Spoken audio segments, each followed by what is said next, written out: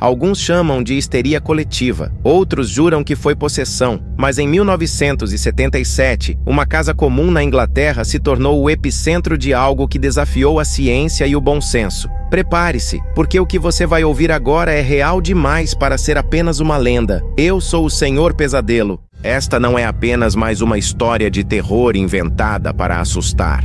Este é o relato do poltergeist de Enfield, considerado até hoje um dos casos mais perturbadores de atividade paranormal no mundo. Prepare-se, porque ao final deste vídeo, você pode não olhar mais para a sua própria casa da mesma forma. Era o ano de 1977. A família Hodgson vivia em um bairro operário de Enfield, no norte de Londres. Peggy, a mãe, criava sozinha seus 4 filhos. Uma vida simples, cheia de dificuldades, mas marcada pelo amor de mãe, que lutava todos os dias para manter sua casa em pé. Tudo parecia normal. Até que, numa noite fria, um barulho estranho começou a ecoar pelos corredores. Não eram passos comuns, não eram sons de vizinhos. Eram batidas secas, compassadas, que vinham de dentro das paredes. Janet, a filha de 11 anos, foi a primeira a notar. Ela dizia para a mãe que alguém a chamava durante a noite, uma voz rouca, masculina, que sussurrava seu nome no escuro. Você acreditaria em uma criança se ela contasse isso para você? Ou pensaria que era apenas imaginação? Deixe aí nos comentários, eu quero saber a sua opinião, pois a mãe dela achou que fosse apenas invenção, até que os acontecimentos se tornaram impossíveis de ignorar. Cadeiras começaram a deslizar pelo chão sem que ninguém as tocasse. Uma cômoda enorme, pesada demais para ser movida por uma criança, foi arrastada por uma força invisível até bloquear a porta do quarto das meninas. Imagine o desespero daquelas crianças presas no quarto, gritando enquanto a própria mobília se tornava uma armadilha. Você teria coragem de passar uma noite em um lugar assim? Responde aí para mim. Eu quero ver quem teria coragem. O caso rapidamente saiu do controle. Vizinhos foram chamados, policiais entraram na casa para verificar e testemunharam algo inacreditável. Uma cadeira se moveu sozinha diante de todos, deslizando pelo chão como se fosse empurrada por mãos invisíveis. O relatório policial registrou o evento, marcando oficialmente o início de uma investigação que se tornaria mundialmente conhecida. Janet era o centro de quase todos os fenômenos. Ela era levitada em plena sala, atirada contra paredes, e em algumas ocasiões parecia falar com uma voz que não era dela. Uma voz grave, ríspida, de um homem chamado Bill. Ele dizia ter morrido dentro daquela casa, sentado em uma poltrona na sala de estar. Médicos, jornalistas e investigadores de fenômenos paranormais foram chamados. E todos, sem exceção, ficaram impressionados com o que testemunharam. É nesse ponto que eu preciso te pedir. Se você gosta de histórias reais de terror, não esquece de se inscrever no canal Marcelo Caixeta Sobrenatural e ativar o sininho.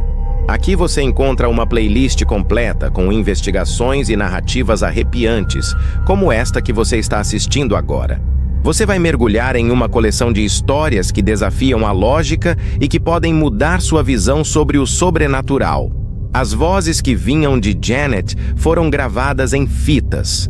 Até hoje você pode ouvir registros em que ela, uma menina de apenas 11 anos, fala com um tom rouco e assustador, mantendo conversas por horas como se fosse outra pessoa.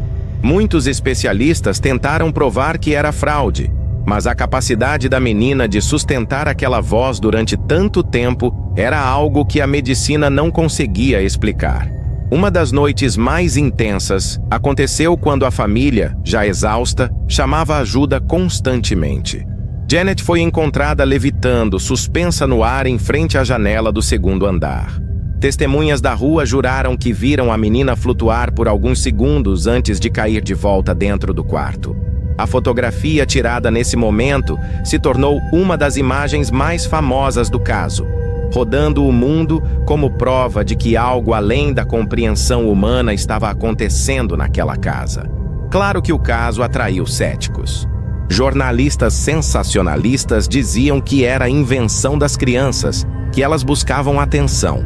Mas se fosse apenas uma brincadeira, Como explicar os móveis pesados que voavam diante de policiais e vizinhos? Como explicar as centenas de horas de gravação onde múltiplos fenômenos aconteciam em sequência? Será que uma criança teria como enganar tanta gente durante tanto tempo? O que você acha? Era uma farsa ou realmente havia algo maligno naquela casa? Responda nos comentários. Sua opinião é importante para essa discussão. Durante meses, a casa se tornou palco de visitas constantes.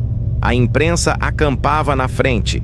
Paranormais passavam noites inteiras tentando registrar manifestações.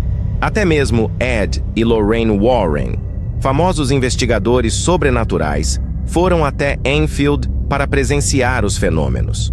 Eles confirmaram que acreditavam se tratar de um caso real de poltergeist, uma energia maligna que se alimentava do medo e da vulnerabilidade das crianças. Com o tempo, os eventos diminuíram.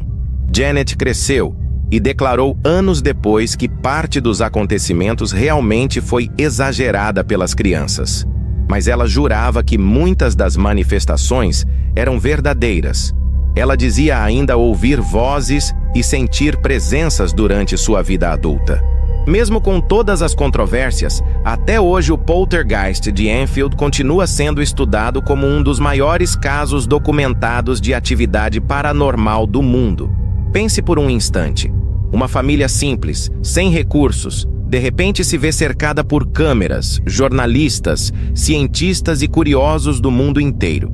Você acha que seria possível sustentar uma farsa tão complexa por tanto tempo? Ou será que realmente existe algo além do nosso entendimento? Forças que se manifestam quando menos esperamos.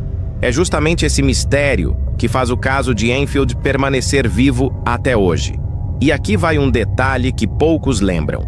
Durante as manifestações, os investigadores afirmavam sentir mudanças bruscas de temperatura, como se uma onda de frio percorresse os cômodos segundos antes dos fenômenos acontecerem.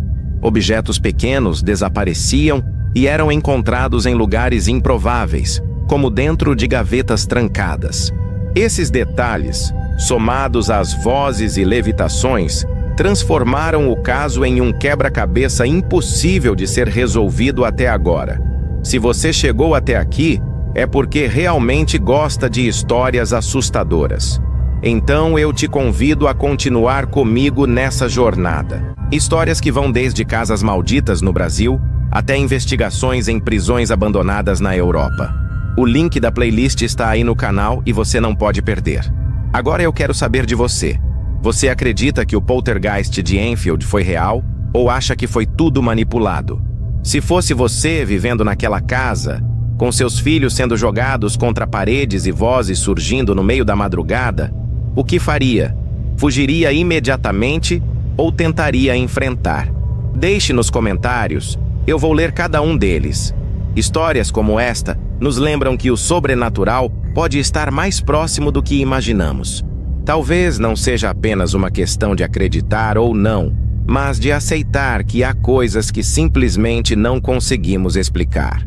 E o poltergeist de Enfield é um lembrete sombrio de que o medo tem muitas formas, e algumas delas podem ser reais demais.